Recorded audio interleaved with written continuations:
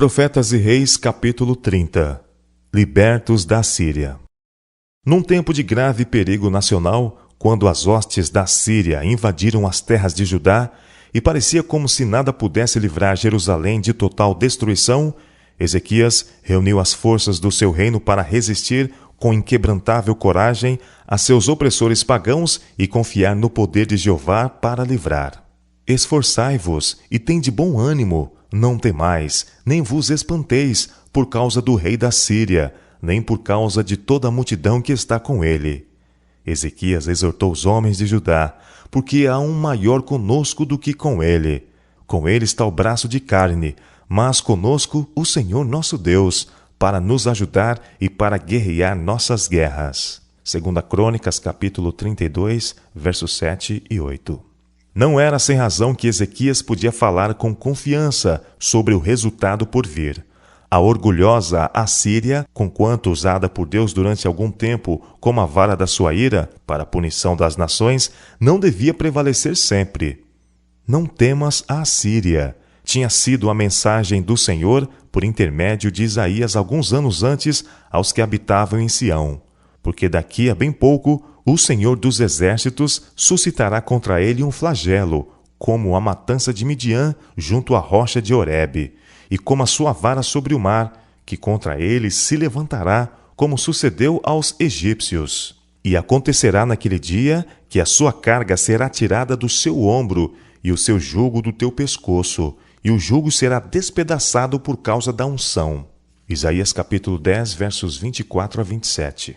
Em outra mensagem profética, dada no ano em que morreu o rei Acás, o profeta havia declarado: O Senhor dos Exércitos jurou dizendo: Como pensei, assim sucederá, e como determinei, assim se efetuará. Quebrarei a Síria em minha terra, e nas minhas montanhas a pisarei, para que o seu jugo se aparte deles, e a sua carga se desvie dos seus ombros. Este é o conselho que foi determinado sobre toda a terra, e esta é a mão que está estendida sobre todas as nações, porque o Senhor dos Exércitos o determinou. Quem, pois, o invalidará? E a sua mão estendida está. Quem, pois, a fará voltar atrás? Isaías capítulo 14, versos 28 e versos 24 a 27. O poder do opressor devia ser quebrado. Contudo, Ezequias, nos primeiros anos do seu reinado, continuou a pagar tributo à Síria, em harmonia com o que Acás havia concordado. Entre mentes, o rei havia tomado conselho com seus príncipes e os seus varões, e havia feito tudo o que era possível para a defesa de seu reino. Havia providenciado para que houvesse abundância de água dentro dos muros de Jerusalém, enquanto fora devia haver escassez. E ele se fortificou, e edificou todo o muro quebrado até as torres, e levantou outro muro para fora, e fortificou a Milo, na cidade de Davi, e fez armas e escudos em abundância, e pôs oficiais de guerra sobre o povo. 2 Crônicas, capítulo 32, versos 3, 5 e 6. Nada que pudesse ser feito em preparação para um cerco ficou por fazer. Por ocasião da ascensão de Ezequias ao trono de Judá, já os assírios haviam levado cativos um grande número dos filhos de Israel do reino do norte. E poucos anos mais tarde, ele havia começado a reinar, e enquanto estava ainda fortalecendo as defesas de Jerusalém, os assírios cercaram Samaria e a capturaram, e espalharam as 10 tribos entre as muitas províncias do domínio assírio. As fronteiras de Judá ficavam apenas a poucos quilômetros, estando Jerusalém afastada de Samaria menos de 90 quilômetros, e os ricos despojos, que seriam encontrados no interior do templo, tentariam o inimigo a retornar. Mas o rei de Judá se determinou fazer sua parte na preparação para resistir ao inimigo. E havendo feito tudo o que o engenho humano e a energia podiam fazer, reuniu suas forças e exortou-as a terem bom ânimo. Grande é o Santo de Israel no meio de ti. Tinha sido a mensagem do profeta Isaías a Judá. E o rei agora declarou com fé inabalável: Está conosco o Senhor nosso Deus, para nos ajudar e para guerrear nossas guerras. 2 Crônicas, capítulo 32, verso 8. nada inspira fé mais depressa que o próprio exercício da fé. O rei de Judá havia se preparado para a tempestade por vir, e agora, confiante em que a profecia contra a Síria haveria de cumprir-se, descansou sua alma em Deus. E o povo descansou nas palavras de Ezequias. 2 Crônicas, capítulo 32, verso 8. Quem importava vangloriassem eles? A minha mão alcançou os reinos dos ídolos, ainda que as suas imagens de escultura eram melhores do que as de Jerusalém e do que as de Samaria? Porventura, como fiz a Samaria e aos seus ídolos, não faria igualmente a Jerusalém e a seus ídolos? Isaías capítulo 10, versos 10 e 11. Judá nada tinha a temer, pois sua confiança estava em Jeová. A crise tão longamente esperada veio afinal. As forças da Síria, avançando de triunfo em triunfo, apareceram na Judéia. Confiantes na vitória, os líderes dividiram suas forças em 2 exércitos, um dos quais devia enfrentar o exército egípcio ao sul, enquanto o outro devia sitiar Jerusalém. A única esperança de Judá estava agora posta em Deus. Todo possível auxílio do Egito havia sido cortado, e nação alguma havia próximo para estender uma mão amiga. Os oficiais assírios, certos do poder de suas forças disciplinadas, dispuseram-se para uma conferência com os chefes de Judá, durante a qual insolentemente exigiram a rendição da cidade. Esta exigência fora acompanhada de insultos blasfemos contra o Deus dos hebreus. Dada a fraqueza e a apostasia de Israel e Judá, o nome de Deus não mais era temido entre as nações, mas havia se tornado assunto de contínuo descrédito. Ora, dizei a Ezequias, disse Rabsaque, um dos principais oficiais de Senaqueribe: assim diz o grande rei, o rei da Síria. Que confiança é esta em que confias? Dizes tu: há conselho e poder para a guerra. Em quem, pois, agora confias, que contra mim te revoltas? 2 Reis, capítulo 18, versos 19 e 20. Os oficiais estavam conferenciando fora dos portões da cidade, mas ao alcance dos ouvidos da sentinela sobre o muro. E como os representantes do rei da Síria impuseram em altas vozes suas condições aos chefes de Judá, foi-lhes pedido que falassem em síriaco e não em judaico, a fim de não tomarem conhecimento do desenvolvimento da conferência os que estavam sobre o muro. Rabsaque, desdenhando esta sugestão, levantou ainda mais a voz e, continuando a falar em judaico, disse: ouve as palavras do grande rei, do rei da Síria. Assim diz o rei: não vos engane, Ezequias, porque não vos poderá livrar, nem tampouco Ezequias vos faça confiar no Senhor, dizendo: infalivelmente nos livrará o Senhor, e esta cidade não será entregue nas mãos do rei da Síria. Não deis ouvidos a Ezequias, porque assim diz o rei da Síria: aliai-vos comigo, e saí a mim, e coma cada um de sua vide e de sua figueira, e beba cada um da água da sua cisterna, até que eu venha e vos leve para uma terra como a vossa, terra de trigo e de mosto, terra de pão e de vinhas. Não vos engane, Ezequias, dizendo: o Senhor nos livrará. Porventura os deuses das nações livraram cada um a sua terra das mãos do rei da Síria? Onde estão os deuses de Amate e de Arpade? Onde os deuses de Sefarvaim? Porventura livraram eles a Samaria da minha mão? Quais são eles, dentre todos os deuses destes países, os que livraram a sua terra das minhas mãos, para que o Senhor livrasse a Jerusalém das minhas mãos? Isaías capítulo 36, versos 13 a 20. A esses insultos, os filhos de Judá não lhe responderam palavra. A conferência chegara ao fim. Os representantes judeus voltaram a Ezequias, com os vestidos rasgados, e lhe fizeram saber as palavras de Rabsaque. Isaías capítulo 36, versos 21 e 22. O rei, informado do blasfemo desafio, rasgou seus vestidos e se cobriu de saco, e entrou na casa do Senhor. 2 Reis, capítulo 19, verso 1. Um mensageiro foi despachado a Isaías, a fim de informá-lo sobre o resultado da conferência. Este dia é dia de angústia e de vituperação e de blasfêmia. Foi a mensagem que o rei enviou. Bem pode ser que o Senhor teu Deus ouça todas as palavras de Rabsaqué, a quem enviou o seu senhor, o rei da Síria, para enfrentar o Deus vivo e para vituperá-lo com as palavras que o Senhor teu Deus tem ouvido. Faze, pois, oração pelo resto que se acha. 2 Reis, capítulo 19, versos 3 e 4. O rei Ezequias e o profeta Isaías, filho de Amós, oraram por causa disso e clamaram ao céu. 2 Crônicas, capítulo 32, verso 20. Deus respondeu às orações de seus servos. A Isaías foi dada a mensagem para Ezequias. Assim diz o Senhor: Não tema as palavras que ouviste, com as quais os servos do rei da Síria me blasfemaram. Eis que meterei nele um espírito, e ele ouvirá um arruído, e voltará para sua terra. A espada o farei cair na sua terra. 2 Reis, capítulo 19, versos 6 e 7.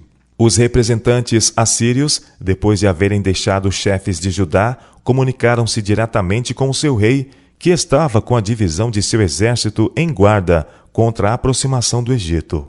Ouvindo o relatório, Senaqueribe escreveu cartas para blasfemar do Senhor Deus de Israel e para falar contra ele, dizendo: Assim como os deuses das nações das terras não livraram seu povo da minha mão, assim também o Deus de Ezequias não livrará o seu povo da minha mão.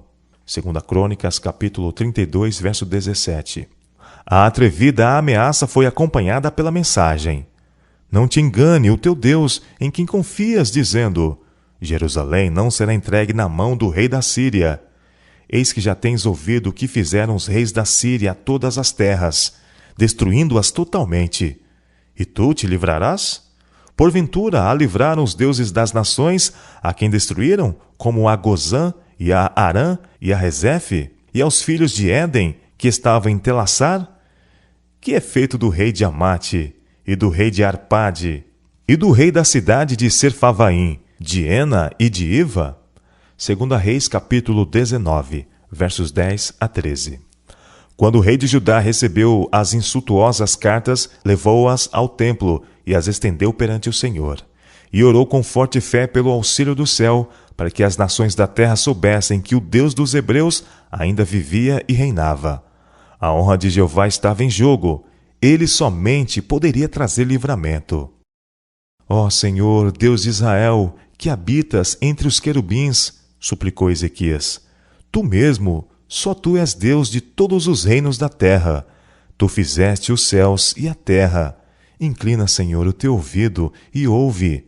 Abre, Senhor, os teus olhos e olha, e ouve as palavras de Senaqueribe, que enviou a este para afrontar ao Deus vivo.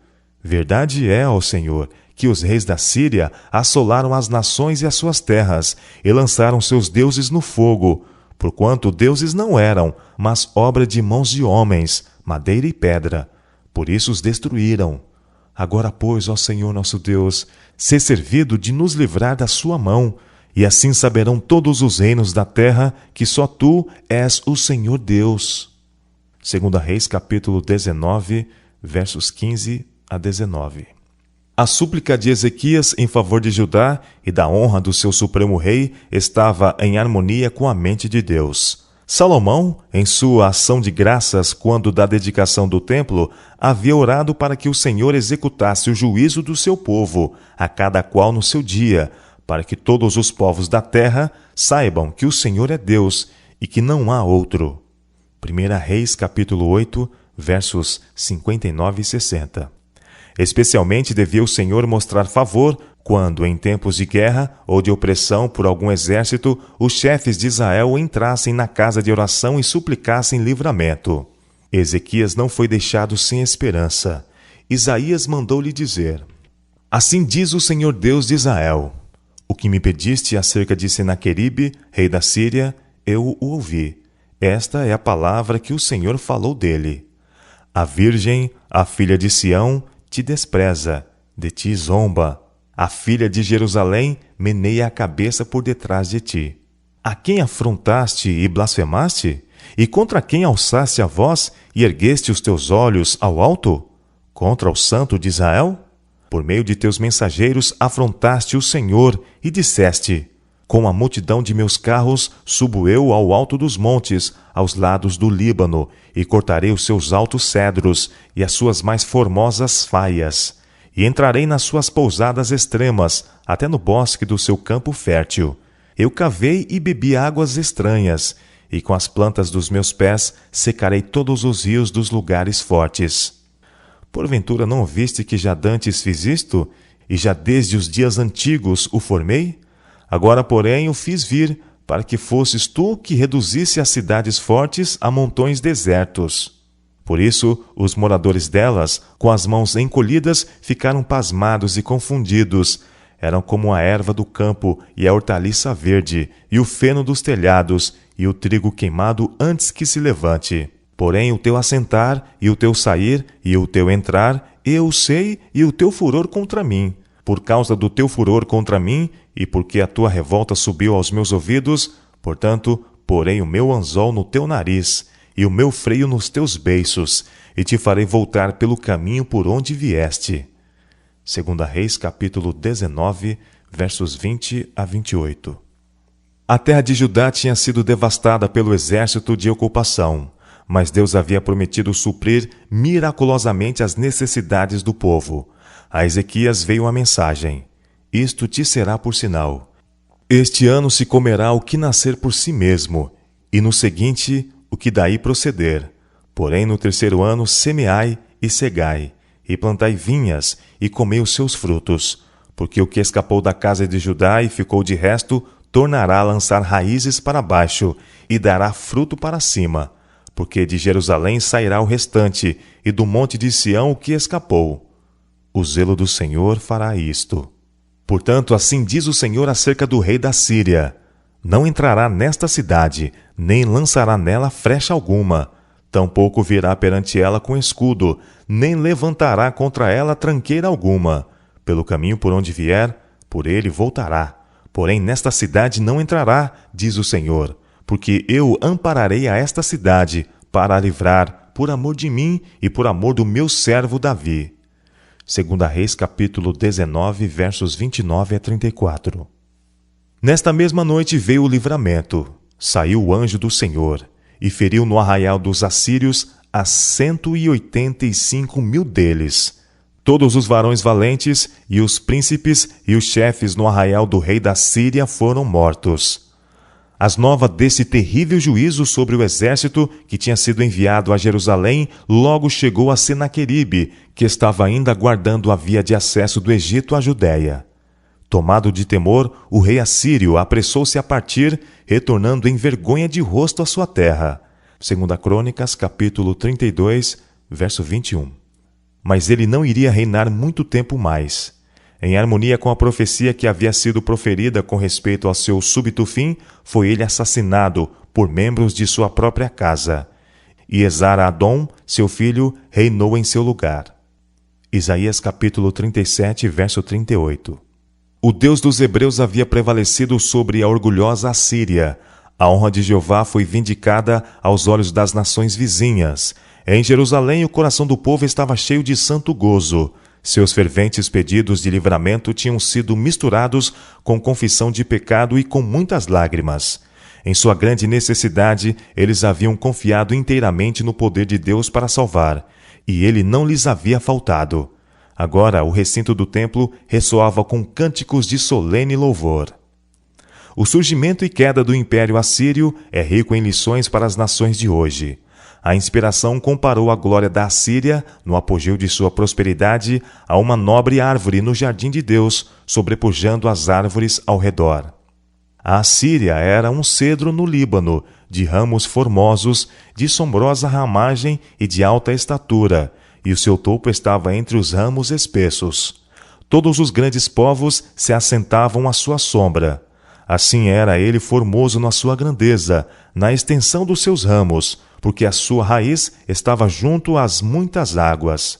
Os cedros não podiam escurecer no jardim de Deus. As faias não igualavam seus ramos, e os castanheiros não eram como seus renovos.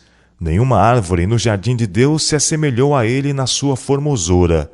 Todas as árvores do Éden, que estavam no jardim de Deus, tiveram inveja dele. Ezequiel capítulo 31, versos 3 a 9. Mas os senhores da Síria, em vez de usar suas bênçãos incomuns para o benefício da humanidade, tornaram-se o flagelo de muitas terras. Destituídos de misericórdia, o pensamento ausente de Deus ou do próximo, prosseguiram no plano determinado de levar todas as nações a reconhecerem a supremacia dos deuses de Nínive, que eles exaltavam acima do Altíssimo. Deus lhes havia enviado Jonas com a mensagem de advertência, e por algum tempo eles se humilharam perante o Senhor dos Exércitos e buscaram perdão. Mas logo retornaram ao culto dos ídolos e à conquista do mundo. O profeta Naum, denunciando os malfeitores de Nínive, exclamou: Ai da cidade ensanguentada! Ela está toda cheia de mentiras e de rapina. Não se aparte dela o roubo. Estrépito de açoite há, e o estrondo do ruído das rodas. E os cavalos atropelam, e carros vão saltando. O cavaleiro levanta a espada flamejante, e a lança relampagueante. E haverá uma multidão de mortos. Eis que eu estou contra ti, diz o Senhor dos Exércitos. Naum capítulo 3, versos 1 a 5. Com infalível exatidão, o infinito ainda justa conta com as nações. Enquanto sua misericórdia é oferecida, com chamados para o arrependimento, esta conta permanece aberta. Mas quando as cifras alcançam um certo montante que Deus tem prefixado, o ministério de sua ira começa. A conta é encerrada. Cessa a divina paciência. A misericórdia não mais pleiteia em seu benefício. O Senhor é tardio em irar-se, mas grande em força, e ao culpado não tem por inocente. O Senhor tem o seu caminho na tormenta e na tempestade, e as nuvens são o pó dos seus pés. Ele repreende o mar e o faz secar, e esgota todos os rios. Desfalecem Bazã e Carmelo, e a flor do Líbano se murcha. Os montes tremem perante ele, e os outeiros se derretem. E a terra se levanta na sua presença, e o mundo e todos os que nele habitam. Quem parará diante do seu furor? E quem subsistirá diante do ardor da sua ira? A sua cólera se derramou como um fogo, e as rochas foram por ele derribadas. Naum capítulo 1, versos 3 a 6. Assim foi que Nínive, a cidade alegre e descuidada, que dizia no seu coração: Eu sou, e não há outra além de mim, tornou-se em assolação, vazia e esgotada e devastada. O covil dos leões e as pastagens dos leãozinhos, onde passeavam o leão velho e o cachorro do leão, sem que ninguém os espantasse. Sofonias capítulo 2, verso 15, Naum capítulo 2, verso 10 e 11. Olhando além para o tempo em que o orgulho da Síria devia ser abatido, Sofonias profetizou de Nínive. No meio dela repousarão os rebanhos, todos os animais dos povos, e alojar-se-ão nos seus capitéis, assim o pelicano como o ouriço. A voz do seu canto retinirá nas janelas. A assolação estará no umbral, quando tiver descoberto a sua obra de cedro. Sofonias capítulo 2, verso 14. Grande era a glória do império assírio. Grande foi sua queda. O profeta Ezequiel, levando mais longe a figura de um nobre cedro, claramente predisse a queda da Síria por causa de seu orgulho e crueldade. Ele declarou: Assim diz o Senhor Jeová: se levantou o seu topo no meio dos espessos ramos, e seu coração se exalçou na sua altura.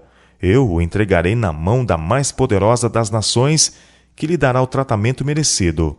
Pela sua impiedade o lançarei fora. E estranhos, os mais formidáveis das nações, o cortaram e o deixaram. Caíram seus ramos sobre os montes e por todos os vales, e os seus renovos foram quebrados por todas as correntes da terra. E todos os povos da terra se retiraram da sua sombra e o deixaram. Todas as aves do céu habitavam sobre a sua ruína, e todos os animais do campo se acolheram sobre os seus ramos, para que todas as árvores, junto às águas, não se exaltem na sua estatura. Assim diz o Senhor Jeová: no dia em que ele desceu ao inferno, fiz eu que houvesse luto. E todas as árvores do campo por causa dele desfaleceram. Ao som da sua queda, fiz tremer as nações. Ezequias capítulo 31, versos 10 a 16. O orgulho da Síria e sua queda devem servir como lição objetiva para o fim do tempo. As nações da terra hoje, que em arrogância e orgulho se arregimentam contra Deus, ele interroga: a quem, pois, é semelhante em glória e em grandeza entre as árvores do Éden? Todavia descerás como as árvores do Éden à terra mais baixa. Ezequiel capítulo 31, verso 18. O Senhor é bom, uma fortaleza no dia da angústia, e conhece os que confiam nele, e com uma inundação transbordante acabará de uma vez com todos os que se exaltam acima do Altíssimo. A soberba da Síria e o cedro do Egito se retirará. Zacarias capítulo 10, verso 11. Isto é verdade não somente com respeito às nações que se arregimentaram contra Deus nos tempos antigos, mas também em relação às nações de hoje, que deixam de cumprir o divino propósito. No dia da recompensa final, quando o justo juiz de toda a terra há de peneirar as nações, e aos que têm sustentado a verdade for permitido entrar na cidade de Deus, as arcadas do céu reboarão com os triunfantes cânticos dos remidos. Um cântico haverá entre vós, declara o profeta, como na noite em que se celebra uma festa santa, e alegria de coração, como a daquele que sai tocando pífaro, para vir ao monte do Senhor, a rocha de Israel. E o Senhor fará ouvir a glória da sua voz. Com a voz do Senhor será desfeita em pedaços a Assíria, que feriu com a vara. E a cada pancada do bordão do juízo que o Senhor der, haverá tamborins e harpas. Isaías capítulo 30, versos 29 a 32.